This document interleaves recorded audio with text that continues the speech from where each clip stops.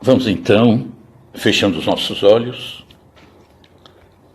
e trazendo à nossa frente a figura serena, bondosa, amiga do nosso mestre e irmão maior, Jesus.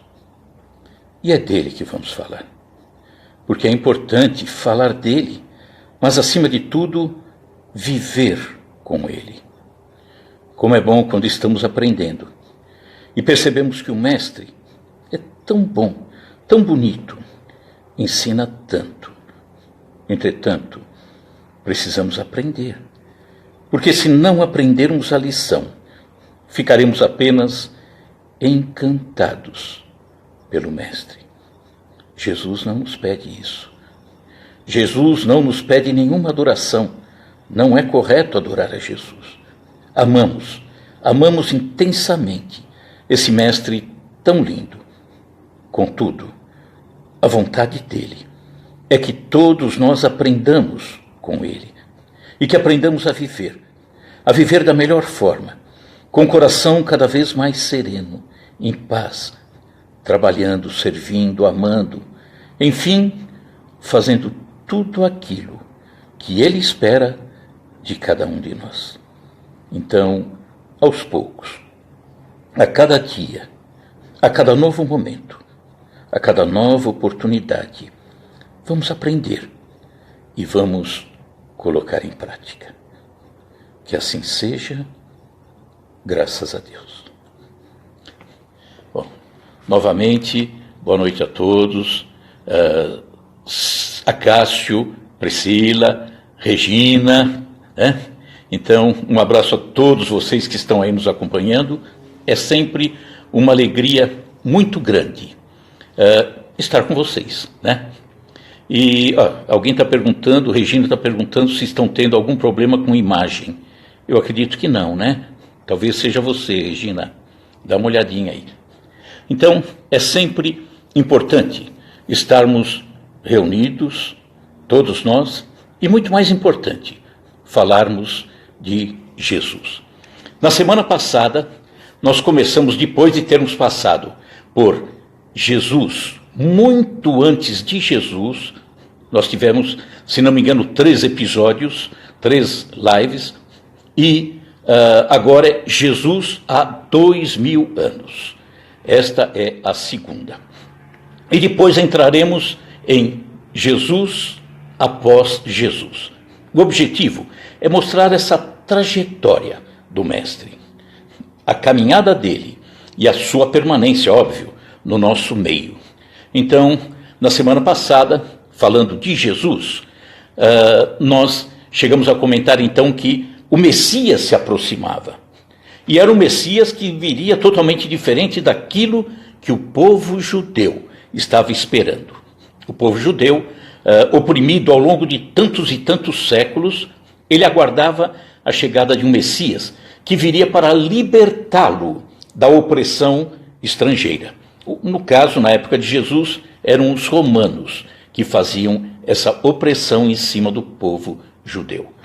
E nós antecipamos alguma coisa, dizendo que o verdadeiro Messias, Jesus, chegaria e faria a distribuição do amor, da compreensão, da paz, da harmonia, da alegria, do Espírito e, obviamente, as leis mosaicas que nós abordamos naqueles capítulos lá atrás, muito antes de Jesus, as leis mosaicas, obviamente, seriam abolidas.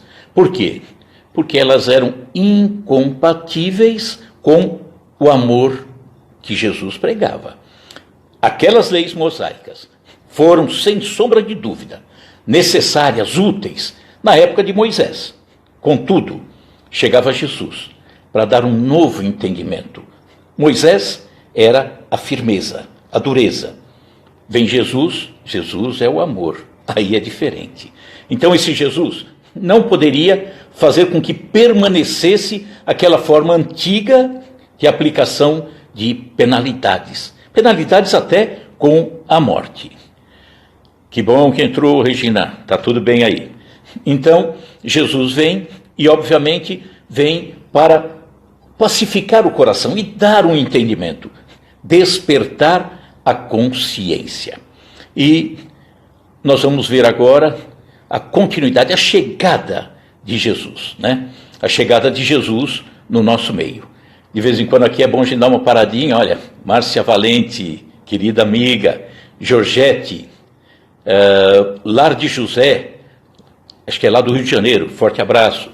Então, vamos falar sobre Jesus, a chegada de Jesus.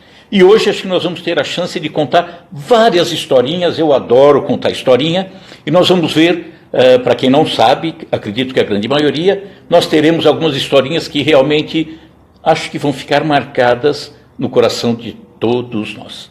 Então, nasce Jesus, o Messias que chegaria então totalmente diferente daquele esperado pelo povo judeu.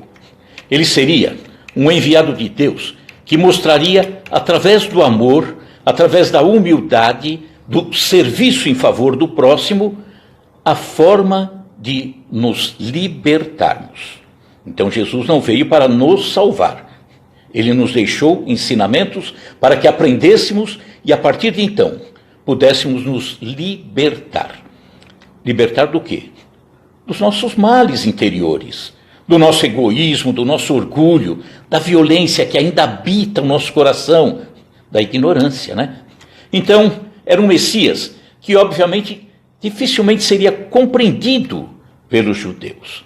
Então, nós vamos separar, é preciso separar para fins de continuar nessa linha que nós estamos traçando, os acontecimentos normais, ou seja, o nascimento, a perseguição, os locais, então os ensinamentos normais, né, os acontecimentos normais daquele ensinamento moral, que é a mensagem dele, né? E na verdade o ensinamento moral de Jesus é que deveria ser o foco de todas as religiões. Se fosse realmente o foco, o ensinamento moral de Jesus, não haveria tantas divergências entre as igrejas, as religiões. Então, as divergências acabam acontecendo porque muitos se fixam nos atos comuns da vida de Jesus, naqueles ditos milagres, que nós sabemos que milagre não existe. Nós teremos oportunidade até, não sei se dará tempo hoje ou ficará para a semana que vem, explicar até, por exemplo, a tempestade no mar da Galileia. Uma explicação tão tranquila, tão serena, que nós vamos ver que ali não houve milagre nenhum, porque não pode haver milagre. Milagre é derrogar as leis divinas, e não acontece isso. As igrejas ainda muito se prendem nas profecias deixadas por Jesus, se prendem nas palavras utilizadas, que as igrejas acabaram utilizando como dogmas. Então, nesta fase nossa, nós vamos ficar apenas com os acontecimentos normais, aquilo que aconteceu no dia a dia. O ensinamento moral vai ficar um pouquinho mais para frente, já que estamos juntos todas as semanas, graças a Deus. Então, o objetivo é sempre trazer um Jesus para os dias de hoje. Ah, sem dúvida, um Jesus na atualidade, que é inclusive o objetivo dos nossos livros. Caminhando com Jesus na Galileia e seguindo com Jesus na Judéia.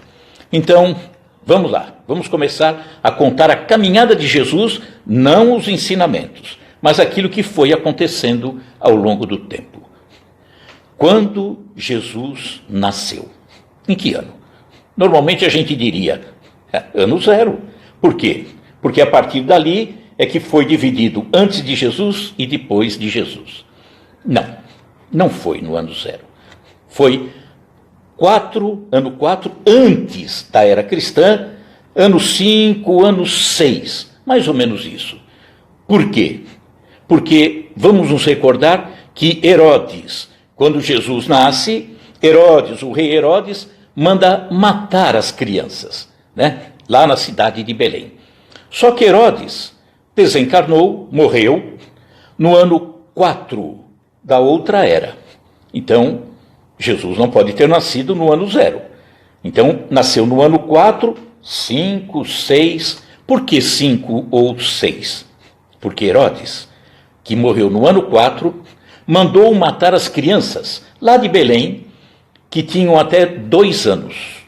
Tendo 2 anos, então Jesus deve ter nascido no ano 4, no ano 5, no ano 6, por volta disso tudo, tá? Então Jesus não nasceu no ano 0. José e Maria. José e Maria viviam na cidadezinha de Nazaré, que fica na Galileia, na parte alta da Palestina, de Israel.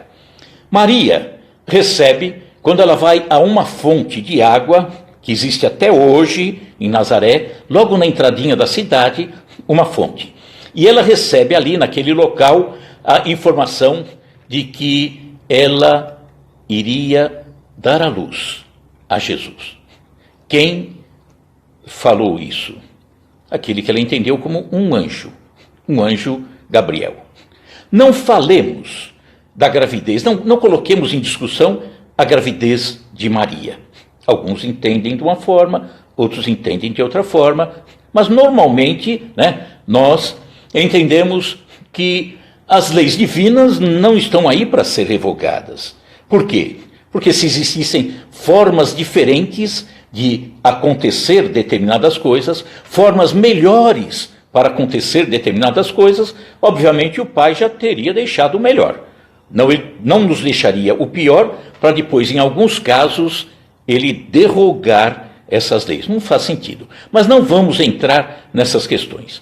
O grande problema é que, para pessoas especiais, ou tidas como especiais, Jesus é mais do que especial, mas pessoas tidas como, entre aspas, diferentes, a humanidade sempre deu um jeitinho de colocar algo diferente nessas pessoas, um nascimento, seja o que for. Eu vou fazer uma pergunta aqui e, por favor, respondam para vocês. O nobre, as pessoas nobres, príncipes, reis, tal, tem sangue vermelho, não é azul, não. Então, as pessoas colocam determinados rótulos para diferenciar as pessoas, mas não faz o menor sentido. Então, Gabriel, o enviado, o mensageiro do alto, vem e informa a Maria que ela receberia a vinda do Messias. Jesus chegaria. E Gabriel também, o enviado do alto, avisa a Maria que a sua prima Isabel, já com mais idade, muito mais idade do que Maria, estava no 6º mês de gravidez. Isabel morava num localzinho muito pequeno, muito próximo de Jerusalém. Esse local é chamado Hen-Karen. E Maria resolve ir até Hen-Karen visitar Isabel, que, portanto, já estava no 6º mês da gravidez. E Maria, ao chegar lá em Hen-Karen, Isabel começa a falar das circunstâncias que aconteceram quando ela foi ficar grávida. Ela, Isabel. Zacarias, seu marido, era sacerdote. E ele tinha, naquele período, uma atribuição especial junto ao templo de Jerusalém. Hen-Karen e Jerusalém é juntinho, nada separa. E Isabel, muita idade, ela era estéril, não tinham filhos. E para um judeu, não ter filhos é algo muito complicado. Então, Isabel conta para Maria que Zacarias, quando estava no templo, aparece Gabriel, o mesmo que apareceu a Maria, dizendo a Zacarias que Isabel, a sua esposa, ficaria grávida. Zacarias não acreditou muito, ficou meio pé atrás. E, em razão disso, como se fosse uma espécie de um lembrete para Zacarias, ele fica emudecido, não fala mais nada. Gabriel diz que quando nascesse a criança, deveria dar o nome de João, que seria o João Batista, que nós viríamos a conhecer depois. E aí, contando isso tudo, Maria retorna para Nazaré. E de fato, Isabel dá à luz a um menino, João, e aí Zacarias recupera a voz. Mas aí Maria, voltando para Nazaré, e muito próximo dos dias para dar à luz a Jesus, acontece uma determinação vinda de Roma. Roma dominava aquela região. A determinação era que se fizesse um recenseamento em todo aquele território. Quem determinou isso foi o imperador de Roma, César Augusto. Como José, marido de Maria, pai de Jesus, era descendente da casa de Davi, nascido em Belém, eles precisavam ir até Belém para fazer o recenseamento. E eles se deslocam para lá. Cerca em linha reta, Belém até Nazaré, que é na parte alta, é algo em torno de 100 a 120 quilômetros em linha reta. Naquela época, não tinha Uber, não tinha ponte aérea, não tinha nada. Então, era viajar no burrinho. E aí, em que época que aconteceu isso? Provavelmente, os estudiosos, afirmam que seria mais ou menos em abril. Mas Jesus não nasceu em dezembro? Não. Parece que hoje eu estou decidido a mudar tudo que vocês acreditavam, ou boa parte. Então Jesus não nasceu no ano zero e também não nasceu em dezembro. Por quê? Porque se fosse dezembro, lá, a Palestina, o inverno é rigoroso. Será que Roma seria tão insensível a ponto de determinar o deslocamento de toda a população no meio da neve? Não seria tanto, E aí, nós vamos ver que eles partem, Maria e José, lá de Nazaré, na parte alta, portanto na Galileia, se deslocam a Belém. E não tinha local em Belém para acolhê-los. E eles vão se acomodar em uma gruta. E aí o grande Messias, esperado pelo judeu, cheio de pompas, num palácio, rodeado de toda aquela cerimônia, não. Ele nasce numa gruta, colocado numa manjedoura. Manjedoura, local onde o animal se alimenta de manjar. Então ele comia ali. E ele permanece ali, ele nasce naquele local. Nas narrativas evangélicas, nós percebemos, obviamente, que as coisas não foram feitas com extremo rigor. Nem poderia, porque foram escritas depois, Mas, por exemplo, é narrado que os pastores, quando Jesus nasce, eles vão até a gruta. Também não poderia ser, se fosse dezembro. Por quê? Porque no inverno o pastor recolhe todo o seu rebanho para dentro das grutas. Não há como pastorear os animais no meio do inverno. Então, Jesus não nasceu em 25 de dezembro. E por que surgiu essa data no meio do cristianismo? Primeira vez que acontece a comemoração, no dia 25 de dezembro, aconteceu no ano 354, quando a doutrina cristã havia sido levada para dentro de Roma. E o que eles fizeram? Bom, era uma festa importante, Jesus nascer. Então vamos aproveitar uma festa já existente dentro do paganismo. E havia uma festa que eles comemoravam, os pagãos de Roma, no dia 25 de dezembro. E essa festa era chamada Natalis Solis Invicti, ou seja, nascimento do sol invencível. Era uma homenagem a um deus persa, o nome dele era Mitra, que era muito popular em Roma.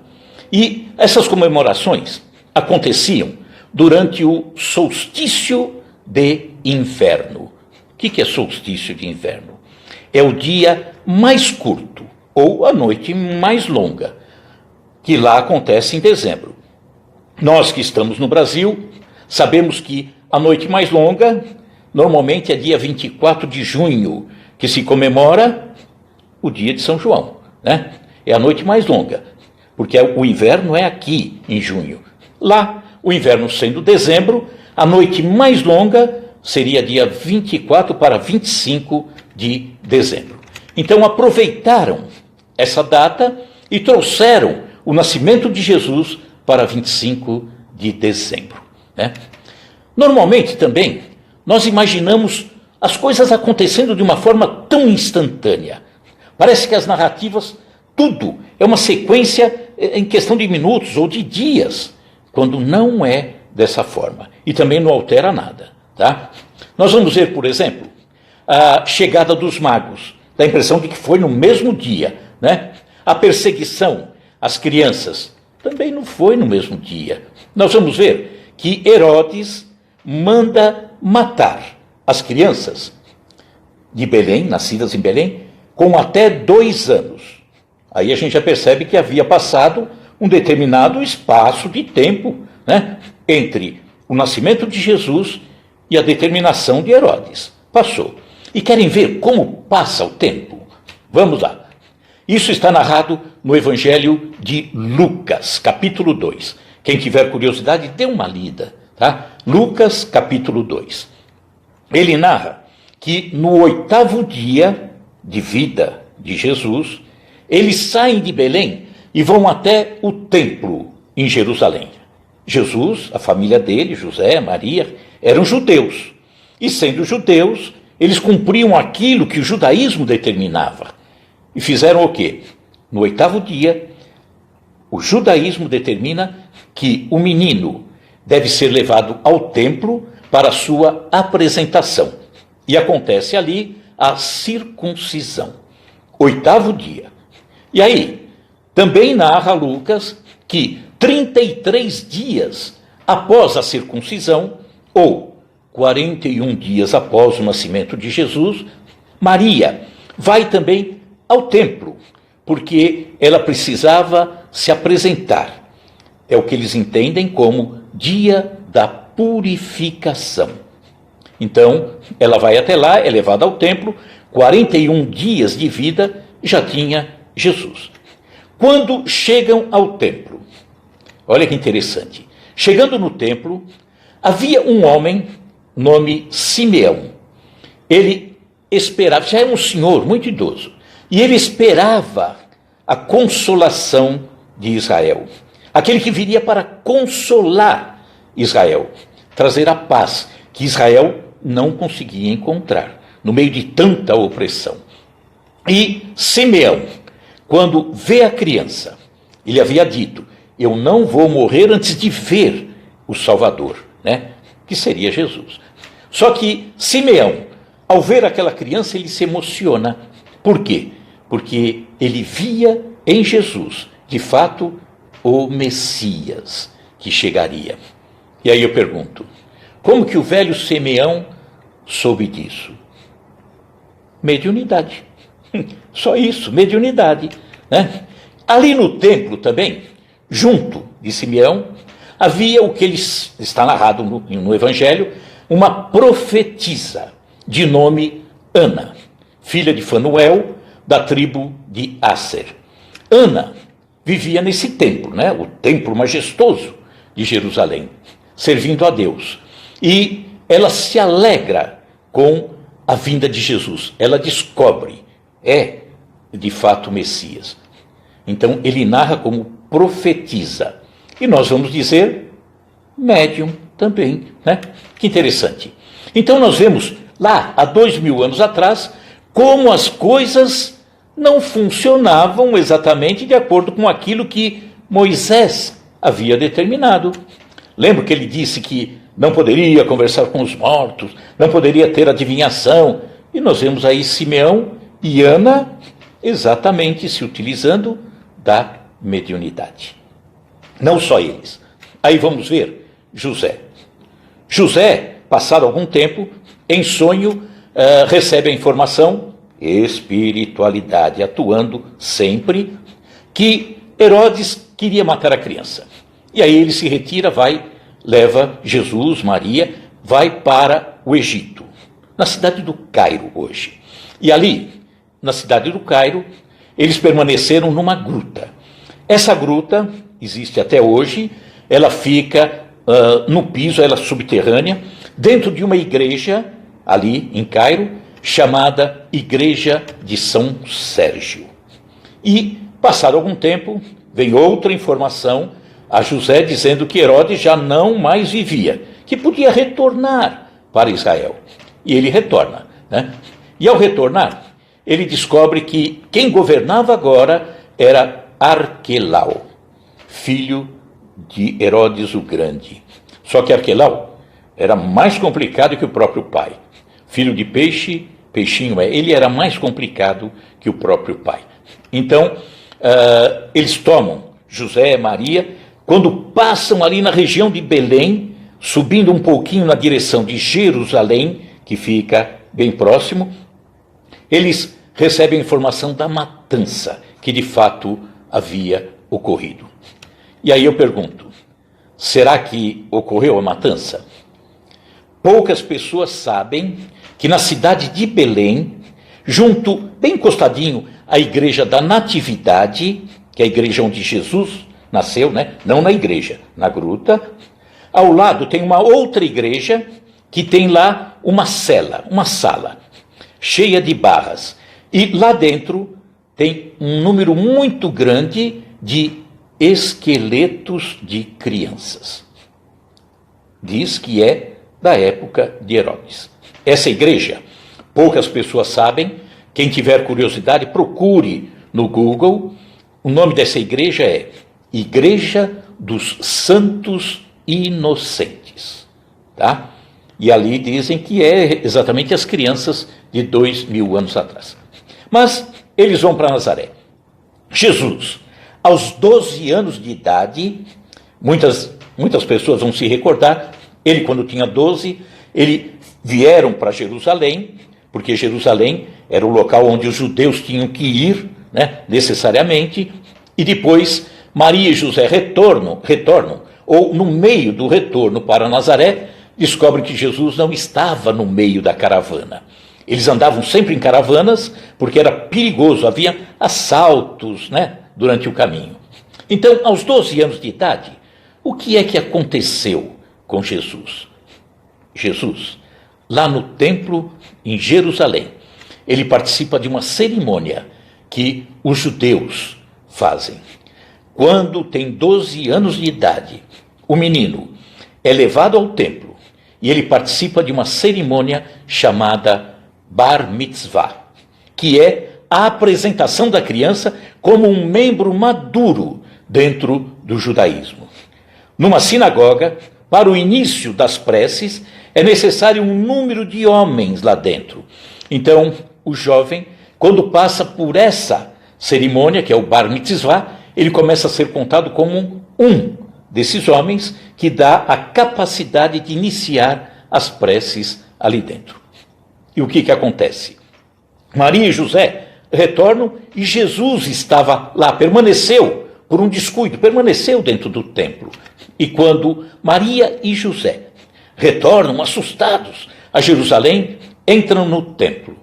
Jesus está rodeado dos doutores da lei, dos sacerdotes. E ele falava com tanta beleza, de uma forma tão bonita, tão completa, que assustava a todos que estavam lá. E assustou também Maria e José, porque um sacerdote, um doutor da lei, de nome Eliasar, disse a eles que aquela criança havia vindo para Israel para abalar os poderosos. E aí Maria ficou assustada, né? E passado algum tempinho que eles retornaram a Nazaré, Isabel vai visitá-los. E chegando lá, ela vai junto com João Batista. João, que era 6 meses mais velho que Jesus. E ali fica conversando Maria com Isabel, falando das crianças, daquilo que aconteceu com elas antes deles nascerem, a informação que veio do alto com relação à vinda dessas 2 crianças. E aí começava, nessa conversa, a escurecer. E as crianças não estavam ali, nem Jesus, nem João. Saem em busca deles e sobem, porque Nazaré fica rodeada por colinas, por montanhas. E elas sobem numa delas encontram Jesus e João. 12 anos, os dois. No alto de uma colina, diz que o vento fazia com que os cabelos de Jesus balançassem. E Jesus, com um pequeno indicador, mostrava o horizonte para João. Era como se um general mostrasse ao seu subordinado o seu plano de ação. É aquilo que aconteceria, porque os dois, Jesus e João, seriam os elementos mais importantes na mudança do mundo. Seria ali, naquele momento, a grande combinação entre o amor e a verdade. João, austero, nós vamos ver mais adiante, e Jesus, doçura. Era preciso a austeridade de João para sacudir a população, para que ela parasse, procurasse se modificar, procurasse olhar um pouquinho mais para a chegada do amor, que era Jesus. E agora, Jesus com 30 anos de idade. Ele se preparava para iniciar a distribuição do Evangelho.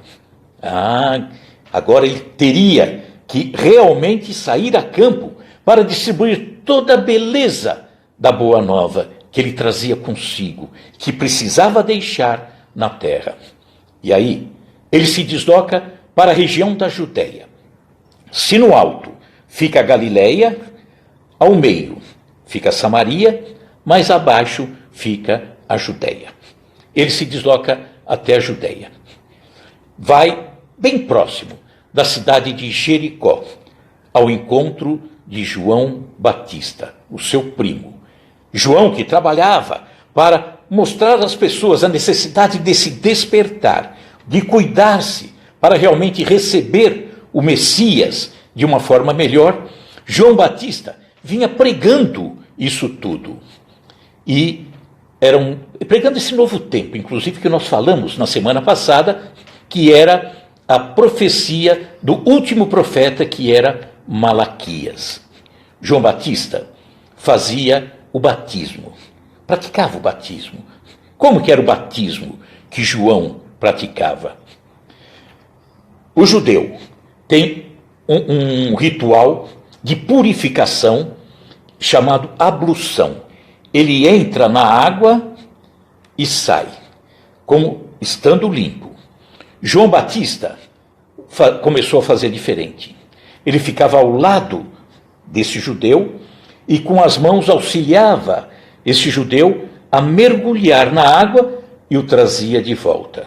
Era como que dizendo, para ir ao alto, ninguém vai sozinho.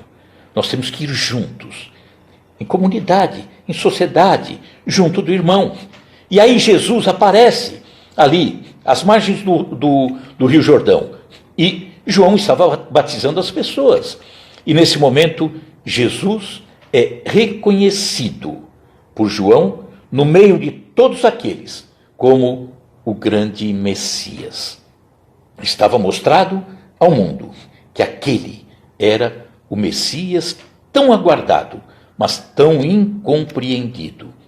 Vamos ver nas narrativas que logo em seguida, ali mesmo na Judéia, na região desértica, perto de Jericó, ele fica, nas narrativas, 40 dias em um monte. Se refugiou em um monte. Aquilo que nós conhecemos como o Monte das Tentações. E aí nós questionamos. 40 dias? Por que 40 dias? Tentação? Por que tentação? Tentação não faz sentido. Diz que o demônio, né, que a gente sabe que não é nada disso, não existe, teria tentado Jesus. A treva não se aproxima da luz com essa facilidade toda. E outra, a treva estaria oferecendo a Jesus um mundo. Me adore, eu te darei o mundo. Mas o mundo não era dele, né? Jesus sempre afirmou, o mundo é do Pai. Então são narrativas que nós temos que analisar. São bonitas, mas não devem condizer com a realidade, né? Eu prefiro entender, ao invés de Monte das Tentações, eu prefiro entender como Monte das Meditações. Jesus provavelmente parou ali naquele monte em alguma caverna, permaneceu um dia, 2, meia hora, sei lá quanto tempo, né? E talvez para meditar sobre a tarefa que estava por iniciar. Talvez para meditar sobre o comportamento do ser humano. Aquela avaliação necessária para traçar a sua linha de ação, seguir da melhor forma. Porque Jesus entendia, obviamente, e nós sabemos disso, que o ser humano é um pouquinho complicado, né? Muitas vezes, os lábios dizem alguma coisa, mas o coração diz outra coisa tão diferente e num tom tão mais forte. Então, Jesus faria ali uma análise para poder dar início à sua caminhada. Jesus sai dali, sobe ainda na Judéia, sobe a Jerusalém. Chega em Jerusalém, ele se senta nas escadarias do templo e começa a passar as pessoas. Grupos de levitas, os normais que iam para o templo, até o momento em que sobe um sacerdote, cujo nome era Hanã. Hanã, ao passar por aquele jovem sentado na escadaria do templo, ele se detém e percebe que aquele jovem era nazareno, porque o nazareno, ele traz o cabelo repartido ao meio, uma parte para cada lado. E aí Hanã, com aquele ar de superioridade, de orgulho, se dirige a Jesus, sem saber quem era, e diz, ou pergunta, Nazareno, o que você faz aqui? E Jesus responde, eu vim para cumprir uma missão do Pai. Ué, que missão? Disse Hanã. E Jesus docemente, é executar na terra uma obra divina. Hanã se assustou. Mas quem pensa que você é? Será que ele daria a você uma obra divina? Ele daria a mim a execução de uma obra divina. Eu sou sacerdote, né? E por acaso você acha que poderia fazer essa obra divina sozinho? Jesus diz, não, sacerdote, meus companheiros virão de todos os lugares. Hanã cai num riso irônico. Sim, teus companheiros chegarão, os tolos, os ignorantes, falava Hanã, cheio daquela prepotência, porque tolo e ignorante estão em todas as partes. Esses vão ser o material que você se utilizará para essa construção divina. Seria como modelar uma estátua com fragmentos de lama. Jesus, obviamente, né, ouviu, manteve-se sereno e diz, sacerdote, não há nenhum mármore para se fazer uma estátua mais puro e mais formoso que o do sentimento. E nenhum cinzel, que é a ferramenta para cavocar o mármore, e nenhum cinzel é superior ao da boa vontade. Hanã se assustou. E o que você conhece, rapaz? Conhece Atenas, Roma? Jesus diz, conheço o amor, conheço a paz, conheço a verdade.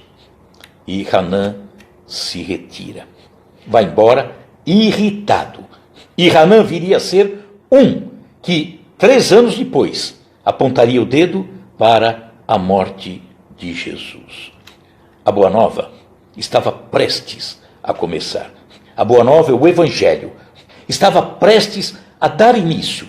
Jesus estava se preparando para nos deixar esses ensinamentos tão lindos.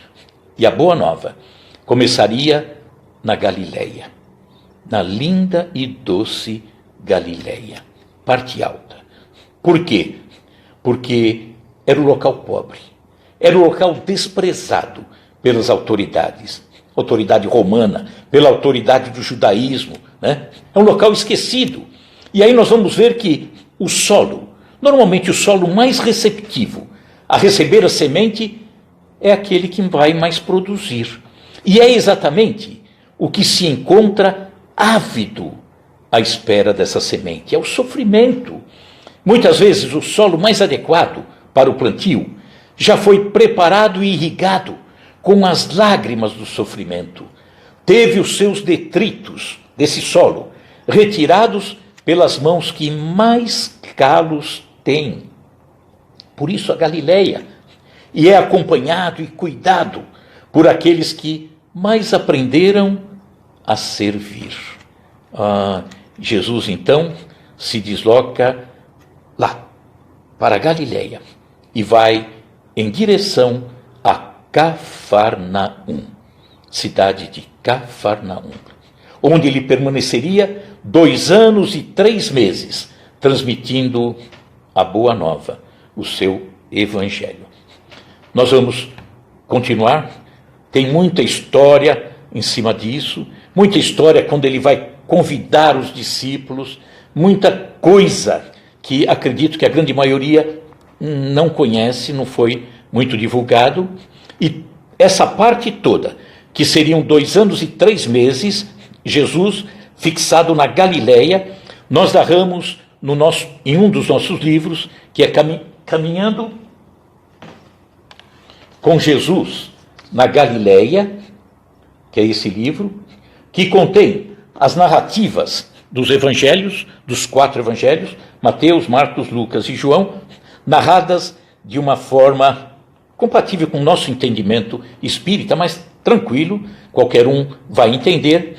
E esse livro que nós escrevemos narrando essa parte, que os direitos todos cedidos à Fundação Espírita André Luiz, Rádio Boa Nova, TV Mundo Maior, que nós temos a alegria de participar daquele trabalho.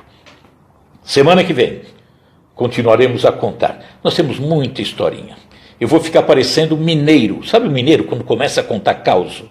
A gente tem muito causo para contar, tá? Vamos então, fechando os nossos... tem mais gente aqui, vamos lá. Tem mais aqui... Silvana, Maristela, Maristela, Michel de novo, Michel, boa noite, viu? Boa noite para todos, né, Michel? Tá. Então, vamos, Renata Federici, tá? Obrigado você, Renata. Vamos então fechando os nossos olhos e trazendo à nossa frente a figura serena e bondosa de Jesus. Jesus, o nosso Mestre Maior. Te agradecemos, Jesus, por tanto carinho, tanta dedicação, tanto amor para com todos nós. Que todos nós tenhamos cada vez mais uma consciência mais despertada para entender que nós precisamos, sim, precisamos, e é necessário mesmo que nos aprofundemos nesse entendimento, que não podemos perder tempo. Essa caminhada é a mais importante, porque ela está agora conosco. Não podemos deixar passar esse tempo. O melhor momento é agora, é nesse instante. E por isso te agradecemos, Jesus, por nos dar esta oportunidade. Te pedimos também, Jesus, que proteja toda a humanidade nesse momento de dor, de insegurança para muitos, mas de oportunidade para todos. Oportunidade do despertar, oportunidade da busca, oportunidade para entender que com você, Jesus, as coisas ficam tão mais suaves, nos dá tanta coragem e nos incentiva tanto. Que assim seja, graças a Deus. Muito obrigado a todos, Lueli, Guarujá, Lourdes. Então, muito obrigado pela companhia, uma grande alegria. Nós estamos tanto no Instagram como no YouTube, tá? Muito obrigado mesmo pela companhia, sempre uma alegria. Eu fico aguardando as sextas-feiras para estarmos juntos sempre. E Jesus no coração e álcool gel na mão. Forte abraço e muito obrigado, viu, pessoal? Até lá.